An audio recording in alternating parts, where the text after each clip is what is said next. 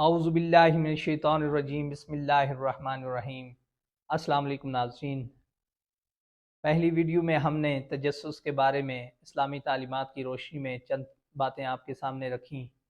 آج کی اس ویڈیو میں تجسس کے اسباب کیا ہیں اور اسلامی تعلیمات کی روشنی میں ان کا علاج کیا ہے، ہم اس پہ بات کریں گے۔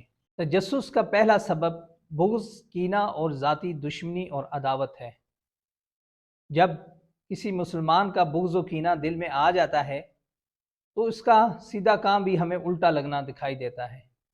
یوں نظریں اس کے عیب تلاش کرنے میں لگی رہتی ہیں۔ اس کا علاج کیا ہے کہ بندہ اپنے دل کو مسلمانوں کے بغض و کینہ سے پاک صاف رکھے، اپنے دل میں مسلمانوں کی محبت پیدا کرے اور فرمان مصطفیٰ صلی اللہ علیہ وسلم پر عمل پیرا ہو اور اس کو پیش نظر رکھے۔ نبی کریم صلی اللہ علیہ وسلم نے فرمایا، جو کوئی اپنے مسلمان بھائی کی طرف محبت بھری نظر سے دیکھے اور اس کے دل یا سینے میں عداوت نہ ہو تو نگاہ لوٹنے سے پہلے دونوں کے پچھلے گناہ بخش دیے جائیں گے۔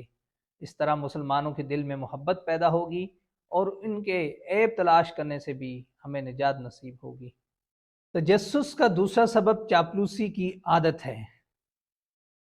بعض افراد اپنے ہم منصب یا کولیب کے جو عیب ہوتے ہیں وہ بلا ضرورت شرعی اپنے افسر یا نگران وغیرہ تک پہنچا دیتے ہیں اور ان کا اعتماد قائم کرنے اور ذاتی مفادات بھی حاصل کرنے کی کوشش کرتے ہیں۔ ایسے لوگوں کی ترقی کا تمام دار و مدار چاپلوسی پر ہوتا ہے۔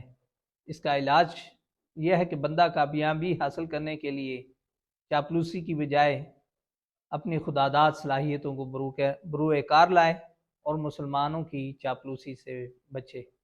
نیز یہ ذہن بنائے کہ کسی دوسرے مسلمان کی چاپلوسی کر کے جو مجھے ترقی اور عزت ملے گی وہ کس کام کی؟ یقیناً ایسی عزت کسی نہ کسی دن خاک میں مل جائے گی۔ ایسی عزت کا کیا فائدہ؟ تجسس کا تیسرا سبب نفاق ہے۔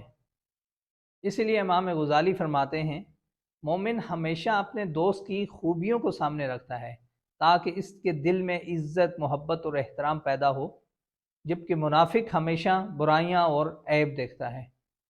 اس کا علاج یہ ہے کہ بندہ اپنی ذات سے منافقت کے خول کو دور کرنے کی عملی کوشش کرے اور اس سے باہر نکل کے آئے۔ تجسس کا چوتھا سبب شہرت اور مال و دولت کی ہوس ہے۔